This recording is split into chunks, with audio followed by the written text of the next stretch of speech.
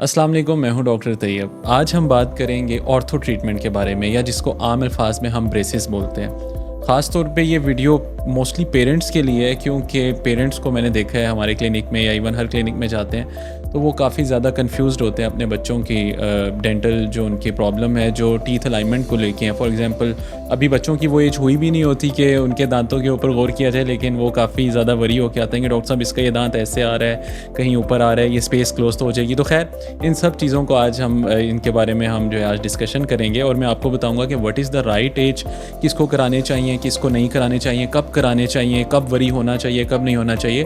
तो आज हम इन सब चीज़ों के ऊपर बात करेंगे। तो वीडियो अगर आप ये पूरी देख लेंगे तो आप सेल्फ सफिशिएंट हो जाएंगे और प्रॉपर डायग्नोस कर पाएंगे कि आया अभी हमें इस चीज़ की ज़रूरत है या नहीं है। सबसे पहले हम बात करेंगे कि डेंटल ब्रेसेस होते क्या हैं। तो basically dental braces set of appliances होती हैं जो हम किसी भी पेशेंट के माउथ में लगाते हैं ताकि उनका एस्थेटिक या फंक्शनल कोई भी ऐसा प्रॉब्लम हो वो ठीक किया जा सके। एस्थेटिक मीन्स कि आपने देखा होगा बहुत से लोग हैं वो हंसते हुए हाथ आगे रख लेते हैं या मुंह नीचे कर लेते हैं। It means they are not confident enough कि वो स्माइल करें और उनके दांत उनको ऐसे ही लग रहे हो जैसे उनके आसपास सारे लोगों के। और फंक्शनल वाइज बात की जाए तो वो भी एक बहुत अहम इसके अंदर पॉइंट है। उसमें ये होता है कि बहुत से लोग हैं वो सही तरह खाना पीना कर नहीं सकते। वो दिखने में तो बिल्कुल ठीक लगते हैं, लेकिन वो हम ये बताते हैं कि हम तो पिछले 10-15 सालों से एक ही साइड से खा रहे हैं। तो फिर जब हम चेकअप करते हैं तो हम देखते हैं कि इन्होंने तो अपनी एक साइड को बिल्कुल ही ऑफ किया हुआ है और वो वहाँ से नहीं खा रहे। तो ब्रेसेस से हम इस प्रॉब्लम को भी ट्रीट कर सकते हैं। तो अब मैं आपको स्टेप वाइज बताऊंगा पूरा ट्रीटमेंट स्टार्ट कैसे होता है, ड्यूरिंग ब्रेसेस क्या प्रॉब्लम्स आ सकते हैं और कौन सी चीज़ें जिनका आपने ख्याल रखना है। तो सबसे पहले जब हमारे पास एक पेशेंट प्रेजेंट करता है डेंटल ब्रेसेस की अपॉइंटमेंट में, तो उसके अंदर हम सबसे पहले उनसे पूछते हैं कि आप करवाना क्यों चाह रहे हैं। क्योंकि बहुत से लोग हैं वो ब्रेसेस करवाने आते हैं, सिर्फ एक दांत मेल अलाइंड होता है या थोड़ी सी स्पेस होती है, तो उसके लिए बहुत लंबा ट्रीटमेंट जो कि ब्रेसेस है, जो मैं आगे बताऊंगा कि काफ़ी लंबा ट्रीटमेंट होता है। इसके अंदर हमारे से ज़्यादा पेशेंट की जो कंप्लाइंस है वो मैटर करती है। तो बहुत से ऐसे सिंपल जो प्रॉब्लम्स हैं वो ब्रेसेस के बगैर भी हल हो सकते हैं। उसके लिए हम सेपरेट वीडियो बनाएंगे। तो खैर एज अ डेंटिस्ट हमारी रिस्पॉन्सिबिलिटी होती है कि अगर कोई पेशेंट आए और हमें बता रहा है कि हमने ब्रेसेस कराने हैं, तो हम सबसे पहले इस चीज़ को डायग्नोस करें कि क्या उनकी ये प्रॉब्लम ब्रेसेस से सॉल्व होगी या ब्रेसेस के अलावा भी कोई शॉर्टकट्स और अच्छे शॉर्टकट्स मौजूद हैं।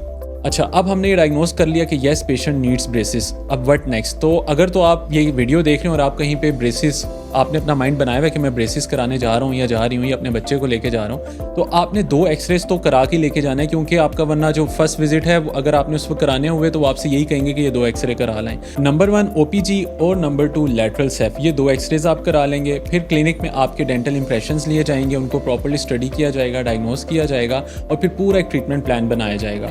एंड नंबर 3 फिर आपको बताया जाएगा कि आपके केस के अंदर कितना टाइम लगेगा। मोस्टली डेंटल ब्रेसेस में तकरीबन 1.5 to 2 ईयर्स लग सकते हैं और कुछ केसेस में इससे ज़्यादा भी लग सकते हैं। तो पेशेंट टू पेशेंट वेरी करता है। वो आपके डेंटिस्ट आपको बता देंगे कितना टाइम लगेगा। मैंने आपको एवरेज टाइम बता दिया। अब जब आपका सब कुछ सेट हो गया, each and everything is figured out, अब क्या होगा कि आपके ब्रेसेस लगाए जाएंगे।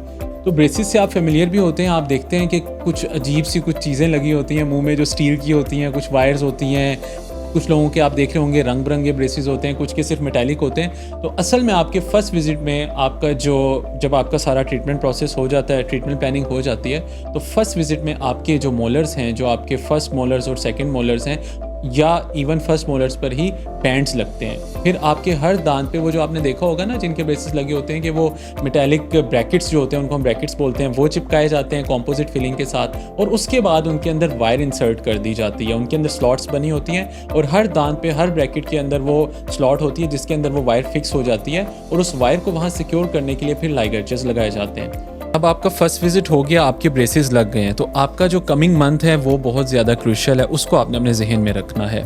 तो आपने ये करना है कि जब आपके ब्रेसेस लग जाते हैं तो आपने राइट आफ्टर ब्रेसेस एक तो किसी किस्म की परेशानी लेनी, बहुत सिंपल सा प्रोसेस होता है, नॉन इन्वेजिव प्रोसीजर होता है। हाँ ये है जब आपका फर्स्ट विजिट होता है तो शुरू के 1-2 दिन आपको थोड़ा सा, जब आपके दांतों के अंदर जब ये सारा एपरेटस लगता है तो थोड़ा डिफरेंट फील होता है। ऑफकोर्स आपने फर्स्ट टाइम अपने माउथ में अगर आप खाना खाएं और देखें कि कुछ छोटा सा पत्थर भी आ जाए तो आप उसको फ़ौरन निकाल के फेंक देते हैं। तो ये पूरा एक एपरेटस होता है। तो आपने प्रिपेयर रहना है अपने माइंड के अंदर कि आपके माउथ के अंदर पूरी अप्लाइंसेस लगेंगी, ठीक है। फिर ये है कि आपने ये करना है कि जब आपके आपके माउथ में ब्रेसेस लग गए हैं तो for the coming 2 to 3 days आपको सिंपल माइनर सा पेन किलर मे भी लेना पड़े और उसके बाद आप बिल्कुल यूज़ टू हो जाएंगे। फर्स्ट मंथ में आपकी मोटिवेशन फुल हाई होनी चाहिए। आपने वैसे तो मोटिवेशन आपकी थ्रू आउट द प्रोसेस होनी चाहिए, लेकिन एटलीस्ट फर्स्ट मंथ जो है उसके अंदर आपने अपनी हाइजीन का बहुत ज़्यादा ख्याल रखना है। जिस फूड का आपको डेंटिस्ट से मना करे उससे आपने मना हो जाना है, वो मैं भी आपको बताऊंगा अभी वीडियो में आगे चल के। और जो उनसे फूड्स हैं, for example soft and cold diet आपने लेनी है। स्टार्ट के दिनों में आप खिचड़ी खा लें, आप डबल रोटी खा लें, बन खा लें, लेकिन हार्ड और स्पाइसी और बर्गर, पिज़्ज़ाज़, इनसे आपने अवॉइड करना है कि ये आपके ब्रेसेस में ना फंसें। तो फर्स्ट मंथ में आपकी मोटिवेशन बहुत ज़्यादा चाहिए होती है, क्योंकि फर्स्ट मंथ इस वजह से क्रूशल है क्योंकि जब लोग ब्रेसेस लगवा लेते हैं तो फर्स्ट मंथ में ही मोस्टली उनके ब्रेकेजेस आते हैं। ब्रेकेजेस मीन कि अगर कोई अप्लाइंस फॉर एग्जांपल ब्रैकेट लगाया हुआ है आपके दांत के ऊपर तो वो टूट भी सकता है। तो अगर आप फर्स्ट मंथ में ये चीज़ सीख जाएंगे तो आपके आने वाले मंथ्स जो हैं वो बहुत ज़्यादा ईजी हो जाएंगे। अब हम बात करेंगे कि वो कौन से ऐसे कॉमन डेंटल प्रॉब्लम्स हैं जो एस्थेटिकली ब्रेसेस अपील करते हैं। मतलब कि अगर वो प्रॉब्लम्स आपको हैं तो आप ब्रेसेस कराएंगे और वो ठीक हो जाएंगे। जिसके अंदर जो मोस्ट कॉमन है वो ये है कि अगर आपके दांतों में स्पेसेस हैं या आपके दांत क्रुक्ड हैं, क्रुक्ड मीन्स के मैल अलाइंड हैं और वो अपनी प्रॉपर पोजीशन पे नहीं है और आगे पीछे हैं, या फिर ऐसा है कि वो प्रॉपर अलाइंड नहीं है, या आपके जो केनाइन हैं ये इम्पेक्टेड हैं। केनाइन होते हैं जो हमारे फ्रंट पे नोकीले दांत होते हैं ना, जिनको बहुत से लोग डॉग टीथ भी बोल देते हैं। वो मोस्टली ऐसा होता है कि उनके सारे दांत आ चुके होते हैं और ये लास्ट में आते हैं तो इनको जगह नहीं मिलती, तो ये फ्रंट सामने ऊपर की तरफ आ जाते हैं। तो ये भी उससे ठीक हो सकते हैं। इसके अलावा और भी बहुत से प्रॉब्लम्स हैं, over bite, under bite, protrusion, retrusion, तो सारे प्रॉब्लम्स जो हैं वो डेंटल ब्रेसेस से ठीक हो सकते हैं।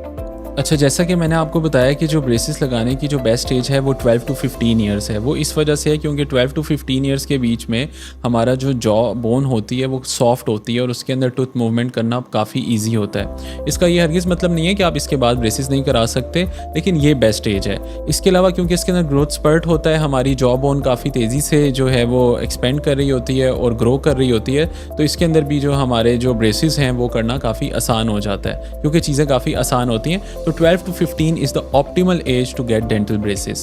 अब जब आपके ब्रेसेस लग चुके हैं और आपका फर्स्ट मंथ भी गुजर गया तो अब आप यूज टू हो गए हैं ब्रेसेस से, ठीक है। अब आपका जस्ट ये हुआ करेगा कि हर मंथ आपका एक विजिट हुआ करेगा, उसके अंदर आपकी वायर चेंज होगी और अप्लाइंसेस जो हैं वो चेंज होंगी ताकि जो आपकी टूथ मूवमेंट है उसको अकॉर्डिंगली किया जा सके।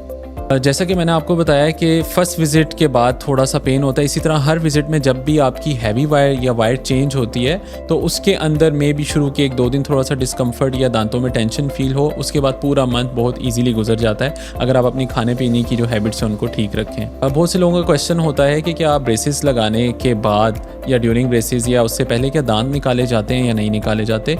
तो यस, कुछ केसेस के अंदर आपके टीथ की एक्सट्रैक्शन ज़रूरी होती है और कुछ केसेस के अंदर दांत निकालने की कोई ज़रूरत नहीं होती। किन केसेस में टीथ एक्सट्रैक्शन करना ज़रूरी होती है? जब किसी पेशेंट के दांत काफ़ी आगे होते हैं या होंठ बाहर की तरफ हो चुका होता है या फिर दांतों के अंदर बहुत ज़्यादा क्राउडिंग होती है और स्पेस ही नहीं होती कि दांतों को उसी जॉ के अंदर सीधा किया जा सके, उन केसेस के अंदर हमें डेंटल एक्सट्रैक्शंस करना होती हैं। Dental extractions mostly upper and lower first premolar teeth की होती हैं और उन केसेस में जिसके अंदर क्राउडिंग बहुत मिनिमल हो और ऑलरेडी दांतों में स्पेस हो जिसको हम यूटिलाइज़ करके दांतों को सीधा कर सकें, उन केसेस के अंदर डेंटल एक्सट्रैक्शन की ज़रूरत नहीं होती। तो ये आपके डेंटिस्ट आपको चेकअप के बाद एडवाइस करेंगे और पहले ही बता देंगे कि वेदर यू नीड एक्सट्रैक्शंस और नॉट। जब आपके ब्रेसेस लग जाते हैं तो आपको अपने खाने पीने की मॉडिफिकेशंस करनी पड़ती हैं, कंप्लाई करना पड़ता है जो भी आपको डेंटिस्ट बताते हैं। आपका कुछ ऐसी चीज़ें हैं कि जिनका अपना ख्याल रखना है क्योंकि जब आपकी वायर लगती है उन ब्रेसेस में, जब आपकी वायर लगती है तो कुछ अरसे के बाद वायर आपको चीक्स में चुभ सकती है, तो उसके अंदर कुछ एक्स्ट्रा विजिट्स करने पड़ सकते हैं जिसके अंदर डेंटिस्ट जो हैं वायर्स के एंड उनको ट्रिम कर देते हैं। जब आपके ब्रेसेस लगते हैं तो शुरू के कुछ दिन आपको स्पीच में भी थोड़ा बहुत प्रॉब्लम आता है, लेकिन विद टाइम वो भी ठीक हो जाता है। ब्रेसेस लगने के बाद आपको अपनी हाइजीन बहुत ज़्यादा ख्याल रखना पड़ता है क्योंकि खाना फंसना और उसकी वजह से केरीज लगने के चांसेस भी होते हैं। तो इसके लिए आपको ऑर्थोडोंटिक ब्रश और वाटर फ्लॉस उसको यूज़ करना होता है। वाटर फ्लॉसर एक बहुत अच्छी इन्वेस्टमेंट होती है डेंटल ब्रेसेस के पेशेंट्स के लिए और 2 to 3 मंथ्स के बाद आपको फ़र्क महसूस होना शुरू हो जाता है। कुछ लोगों में ये देखा गया कि जब वो डेंटल ब्रेसेस कराते हैं तो उनका वेट लॉस भी होता है, तो उससे आपने परेशान नहीं होता क्योंकि शुरू के 1-2 महीने आप अपना जो खाना पीना है उसको मे बी थोड़ा सा कम भी कर लें कि आपके जो ब्रेसेस हैं वो इफेक्ट ना हो, तो वो एक नॉर्मल चीज़ है। जैसा कि मैंने आपको बताया कि ब्रेसेस जो हैं वो 12 to 15 ईयर्स की एज में लगते हैं, लेकिन एडल्ट्स या आप अपने लेट 40s 50s में भी ब्रेसेस करा सकते हैं अगर आपको ज़रूरत है तो। जब आपका ब्रेसिस का पीरियड एंड हो जाता है और आपका लास्ट विजिट होता है तो उसके बाद आपको रिटेनर्स दिए जाते हैं जो कि आपको 6 to 8 मंथ्स या कभी कभी 1 ईयर या कभी कभी परमानेंट रिटेनर्स भी आपके दांतों में लगा दिए जाते हैं ताकि आपके दांत वापस से उस कंडीशन की तरफ ना चले जाएं जिस कंडीशन को लेके आपने ब्रेसिस लगवाए थे।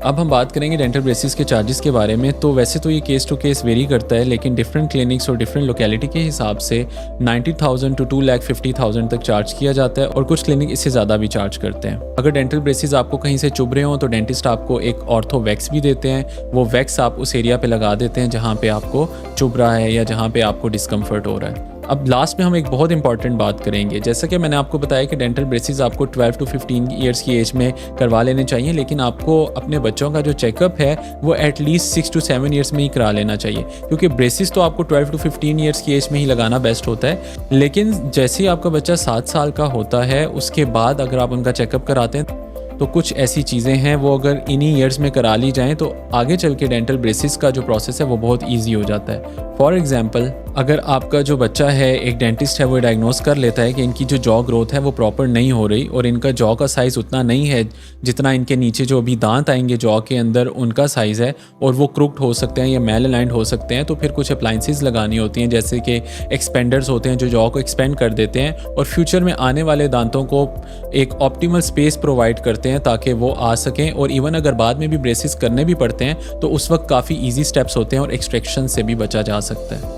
तो ये तो जस्ट एक एग्जांपल थी, इसके अलावा भी बहुत से प्रोसीजर्स होते हैं जो अगर अर्ली डिटेक्ट कर लिए जाएं तो डेंटल ब्रेसिस से करने से पहले ही ईयर्स में वो कर लिए जाते हैं ताकि बाद में डेंटल ब्रेसिस का जो ट्रीटमेंट है वो आसान हो जाए। लास्ट में मैं आपको एक बात बताऊंगा जो बहुत ज़रूरी है। अगर तो आप अपने दांत की शेप की वजह से परेशान हैं या उनकी साइज़ की वजह से परेशान हैं तो फिर आप डेंटल ब्रेसिस ना करवाएं, उसके लिए और भी बहुत से ट्रीटमेंट होते हैं और ना ही वो डेंटल ब्रेसिस से ठीक हो सकती है। इसी तरह बहुत से लोग हैं उनके जॉ में प्रॉब्लम होता है, उनका या तो नीचे वाला या मैंडिबुलर जॉ बहुत आगे होता है या ऊपर वाला या मैक्सिलरी जो आर्च है या मैक्सिलरी जो जॉ है या जो उनका मैक्सिला है जो कि ऊपर वाला जबड़ा है वो आगे की तरफ होता है। तो उस केस में ब्रेसिस के थ्रू ऑप्टिमल रिजल्ट्स नहीं मिल सकते और उसके अंदर ये बहुत ज़रूरी होता है कि ट्रीटमेंट करने से पहले पेशेंट और डेंटिस्ट के अंदर इतनी कोऑपरेशन और इतना म्यूचुअल अंडरस्टैंडिंग हो कि डेंटिस्ट जो है वो पेशेंट को ये फ्रीली बता सके कि ब्रेसिस आपके मसले का हल नहीं है और आपको सर्जरी की तरफ भी जाना पड़ सकता है। मैं उम्मीद करता हूँ कि डेंटल ब्रेसिस को लेके आपके जहन में जितने भी क्वेश्चंस थे उनका आंसर मैंने कर दिया होगा। फिर भी अगर आपके जहन में कोई भी क्वेश्चन है तो आप नीचे दिए गए कमेंट सेक्शन में ज़रूर पूछें। नेक्स्ट वीडियो तक के लिए डॉक्टर तैयब फराज को इजाज़त दीजिएगा। अल्लाह हाफिज़।